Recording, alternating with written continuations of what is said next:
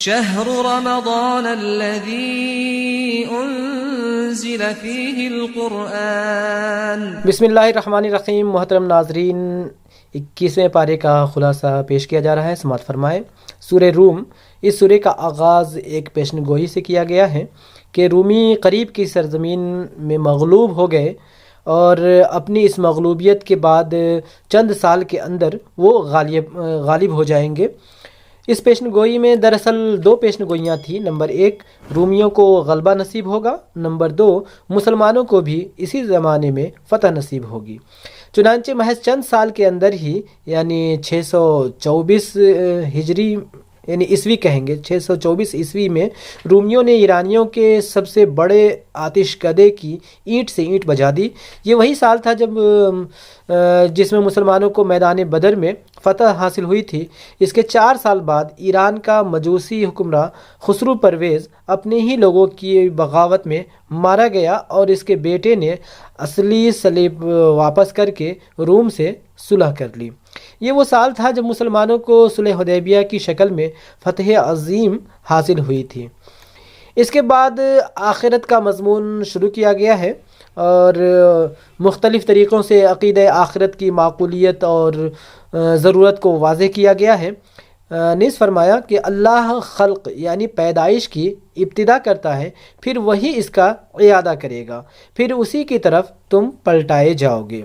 نیز فرمایا کہ وہ زندے سے مردے کو نکالتا ہے اور مردے سے زندے کو نکال لاتا ہے اور زمین کو اس کی موت کے بعد زندگی بخشتا ہے، اسی طرح تم لوگ بھی حالت موت سے نکال لائے جاؤ گے۔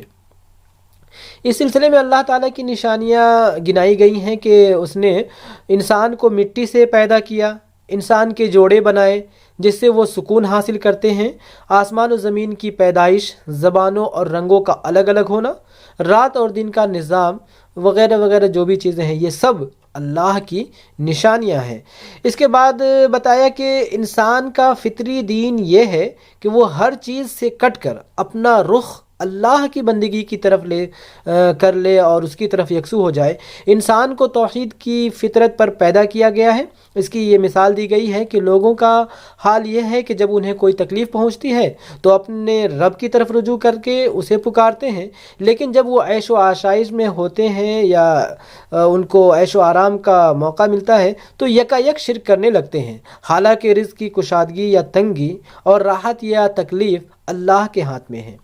اہل ایمان کو نصیحت کی گئی ہے کہ وہ رشتہ داروں، مسکینوں اور مسافروں کو ان کا حق دیں۔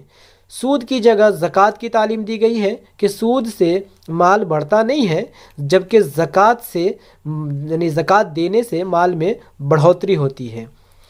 آخر میں بتایا گیا کہ بڑی بڑی قومیں جنہوں نے اپنے کرتوتوں کے ذریعے زمین پر بڑے بڑے فساد برپا کیے، ان میں سے اکثر مشرک تھیں اور شرک کا نتیجہ زمین کے اندر فساد ہی ہے۔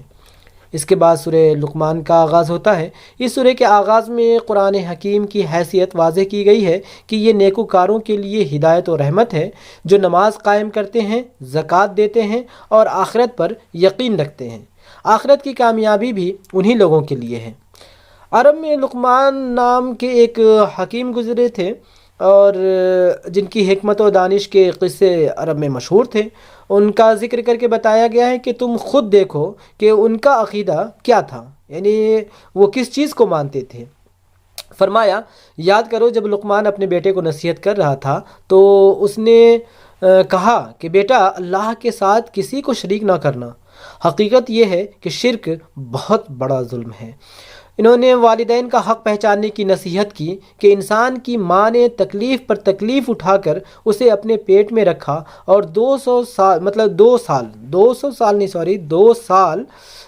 تک اسے اپنا دودھ پلایا۔ اس لیے اس پر واجب ہے کہ اللہ اور اپنے والدین کا شکر گزار بن کر رہے، لیکن یہ بھی واضح کر دیا کہ والدین کا اتنا بڑا درجہ ہونے کے باوجود شرک کے معاملے میں ان کی کوئی بات نہیں مانی جائے گی۔ لقمان علیہ السلام کی زبانی ہی اس بات کی تاکید کی گئی ہے کہ نماز قائم کی جائے، نیکی کا حکم دیا جائے اور برائی سے روکا جائے اور مصیبت پر صبر کیا جائے۔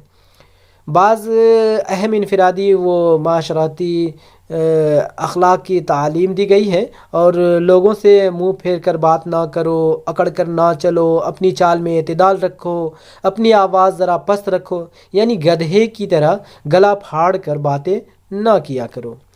آخر میں اپنے رب کا تقوی اختیار کرنے اور اس دن سے ڈرنے کی تاکید کی گئی ہے، یعنی یہ تاکید اس وجہ سے کی گئی ہے کہ لوگ اسے سامنے رکھ کر آخرت کو اچھے اعمال کریں، کہ وہ آخرت کا دن، یعنی جس دن باپ بیٹے کے کام آئے گا، نہ بیٹا باپ کے لیے کچھ کر سکے گا، یعنی قیامت کا دن ہے وہ۔ تو موت کی حقیقت پھر بتائی گئی کہ کوئی نہیں جانتا کہ اسے کہاں، کب اور کیسے موت آئے گی، اس کا علم صرف اور صرف اللہ کے پاس ہے۔ اس کے بعد سورہ سجدہ کا آغاز ہوتا ہے۔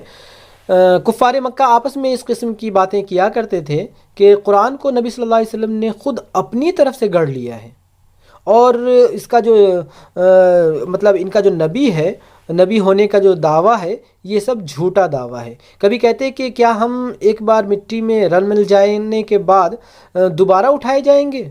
کبھی آخرت کی جزا اور سزا پر شبہات کا اظہار کرتے۔ اس سورہ میں انہی تمام سوالات اور اعتراضات کا جواب دیا گیا ہے۔ کہا گیا ہے کہ یہ کتاب اللہ کی طرف سے حق ہے تاکہ لوگوں کو متنبہ کیا جائے۔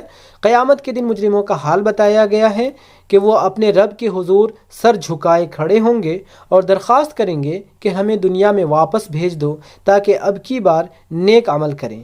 ان سے کہا جائے گا کہ اب تو مزہ چکھو اپنی اس حرکت کا کہ تم نے اس دن کی ملاقات کو، یعنی جو ابھی سامنے ہے قیامت کا دن، اس کی ملاقات کو بھلا دیا تھا۔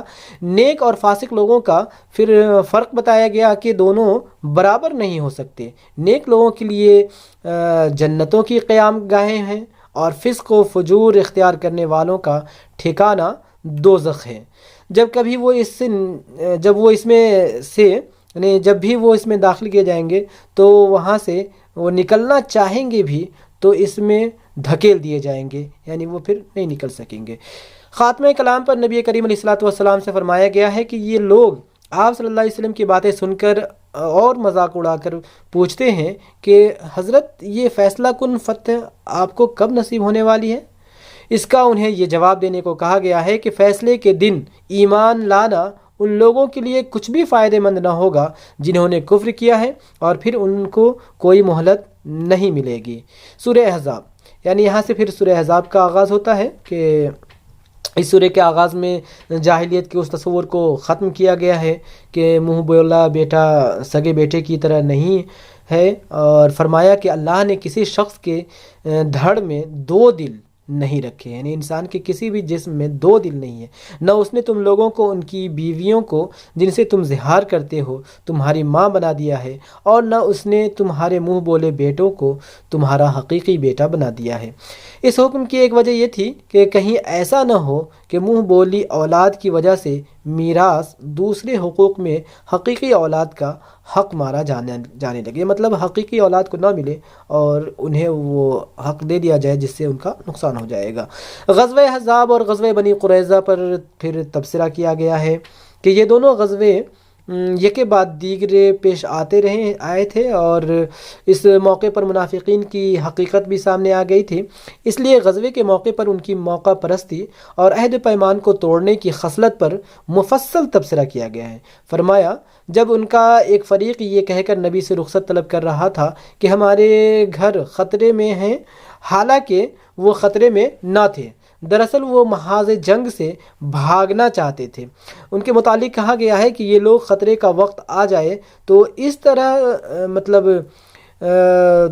پھر وہ نبی صلی اللہ علیہ وسلم کی طرح اس طرح وہ بھاگتے ہیں، پھر وہ نبی صلی اللہ علیہ وسلم کی طرف دیکھتے ہیں جیسے کہ کسی مرنے پر غشی طاری ہو گئی، یعنی کوئی مر گیا ہو تو اس کی خبر سن کر یا کچھ اس پر تو غشی طاری ہو جاتی ہے، مگر جب خطرہ گزر جاتا ہے تو فائدے کے لیے حریص بن کر قینچی کی طرح چلتی ہوئی زبانیں لیے نبی کریم علیہ الصلوۃ والسلام کے استقبال کو آ جاتے ہیں۔ اس کے مقابلے میں اہل ایمان کا حال یہ بیان کیا گیا ہے کہ جب انہوں نے لشکر کو، جتنے بھی لشکر ہیں ان لشکروں کو اپنی طرف آتے دیکھا تو پکار اٹھے، یہ وہی چیز ہے جس کا اللہ اور اس کے رسول نے ہم سے وعدہ کیا تھا۔ اللہ اور اس کے رسول کی بات بالکل سچ تھی۔ اس واقعے نے ان کے ایمان اور ان کی سپردگی کو اور زیادہ بڑھا دیا۔